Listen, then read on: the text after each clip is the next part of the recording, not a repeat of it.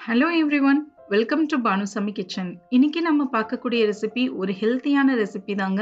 Meal maker gravy எப்படி செய்யலான்றதை பார்க்கலாம். இது பார்த்தீங்கன்னா சப்பாத்திக்கு இல்லை வெறும் சாதத்துக்கு கூட வச்சு சாப்பிடலாங்க. சிக்கன் டேஸ்ட் மாதிரி மட்டன் டேஸ்ட் மாதிரி அந்த அளவுக்கு டேஸ்டா இருக்கும். வாங்க இது எப்படி செய்யலான்றதை பார்க்கலாம். வீடியோக்குள்ள போறதுக்கு முன்னாடி மறக்காம சப்ஸ்கிரைப் பண்ணுங்க அண்ட் பெல் ஐகானை கிளிக் பண்ணுங்க. ஃபர்ஸ்ட் நாம இந்த மீல் மேக்கரை வேக வச்சு எடுத்துக்கலாங்க. அதுக்கு ஒரு பாத்திரத்துல தண்ணி நல்லா சூடான பிறகு இதுல 1 டீஸ்பூன் அளவுக்கு உப்பு சேர்த்துக்கோங்க.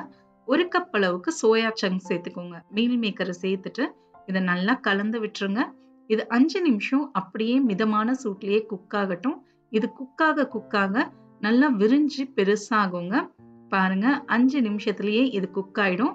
இப்ப நாம இதை வடிகட்டி இதுக்கு மேல பச்சை தண்ணி ஊத்தி இதை நல்லா புழிஞ்சு எடுத்துக்கோங்க. கையாலேயே பச்சை தண்ணியால நல்லா அலசிட்டு இதை கையால இந்த மாதிரி பிழிஞ்சி எல்லாத்தையும் எடுத்து ஒரு பக்கமா வச்சுக்கோங்க.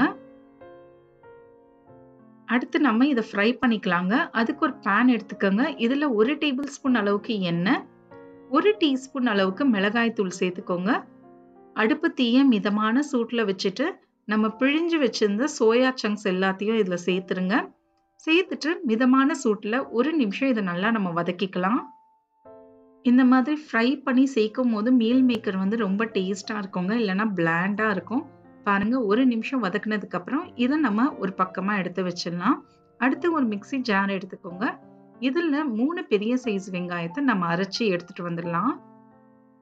இப்போ நாம கிரேவி செய்ய ஸ்டார்ட் பண்ணுவோம். ஒரு கடாய் எடுத்துக்கோங்க. இதுல 3ல இருந்து 4 டேபிள் ஸ்பூன் அளவுக்கு எண்ணெய் சூடானதுக்கு அப்புறம் ஒரு பிரிஞ்சி இலை, இது கூடவே ஒரு அன்னாசி பூ, 2 ஏலக்காய், 4 கிராம்பு, ஒரு அரை டீஸ்பூன் அளவுக்கு சோம்பு சேர்த்துக்கோங்க. அடுப்பு தீய மிதமான சூட்லயே வச்சுக்கோங்க. நம்ம அரைச்சு வச்சிருந்த வெங்காயத்தையும் சேர்த்துட்டு இதை 1 நிமிஷம் நல்லா ஹை ஃப்ளேம்லயே நல்லா வதக்கிக்கோங்க. இது சுருண்டு ஒரு பிங்க் நிறத்துல வர அளவுக்கு வதக்கிக்கணுங்க. ஏன்னா வெங்காயம் ரொம்ப பச்சை வாசனையா இருக்கும். அதனால ஒரு நிமிஷம் ஹை ஃப்ளேம்லயே நல்லா வதக்கிக்கோங்க. பாருங்க 1-2 நிமிஷத்துக்கு அப்புறம் வெங்காயம் இந்த அளவுக்கு சுருண்டு பிங்க் நிறத்துல மாறிடும். இதுதான் கரெக்ட் ஸ்டேஜ். அடுத்து நம்ம இதுல 1 டீஸ்பூன் அளவுக்கு இஞ்சி பூண்டு விழுது சேர்த்துட்டு இதோடைய பச்சை வாசனை போற அளவுக்கு நல்லா வதக்கிக்கலாம். இப்ப பாத்தீங்கன்னா இதோடைய பச்சை வாசனை எல்லாமே போயிடுச்சு. இப்ப நாம இதுல 2 மீடியம் சைஸ் தக்காளிய அரைச்சு சேர்த்துக்கலாங்க. நல்ல பழுத்த தக்காளியா அரைச்சிட்டு இதுல நீங்க சேர்த்துக்கோங்க. சேர்த்துட்டு 1 நிமிஷம் மிதமான சூட்லயே நல்லா ஃப்ரை பண்ணிக்கோங்க. இந்த கிரேவி பாத்தீங்கன்னா சிக்கன் மட்டன் கிரேவி எந்த அளவுக்கு டேஸ்டா இருக்குமோ அதே அளவுக்கு டேஸ்டா இருக்குங்க. நான்வெஜ் செய்யாத நாள்ல இதை நீங்க செஞ்சு கொடுங்க.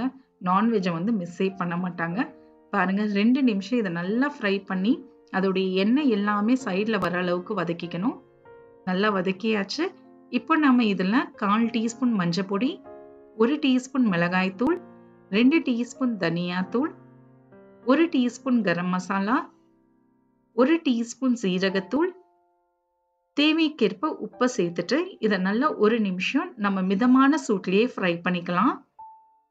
அடுப்பு தீய லோ ஃப்ளேம்லயே வச்சு இதை நல்லா வதக்கிக்கோங்க. அந்த மசாலா பொடியோடைய வாசனை எல்லாமே போற அளவுக்கு வதக்கிக்கணும். ஹை ஃப்ளேம்ல வச்சீங்கன்னா கருகிடும். பாருங்க இது நல்லா வதக்கியாச்சு. இப்போ இதுல ஒரு அரை கப் அளவுக்கு தண்ணி சேர்த்துக்கலாம். தண்ணியை சேர்த்துட்டு இதை நல்லா கலந்து விட்டுருங்க. கலந்துட்டு இப்போ இதை மூடியை போட்டு ஒரு 2 நிமிஷம் மட்டும் லோ ஃப்ளேம்ல வச்சிருங்க. அந்த மசாலாவுடைய பச்சை வாசனை எல்லாம் போகும். 2 நிமிஷம் லோ ஃப்ளேம்ல இருக்கட்டும். 2 நிமிஷத்துக்கு அப்புறம் பார்ப்போம். பாருங்க லைட்டா எண்ணெய் அழகா மிதந்து வந்திருக்கும். இப்ப நாம இதுல அரை கப் அளவுக்கு தயிர் சேர்த்துக்கோங்க.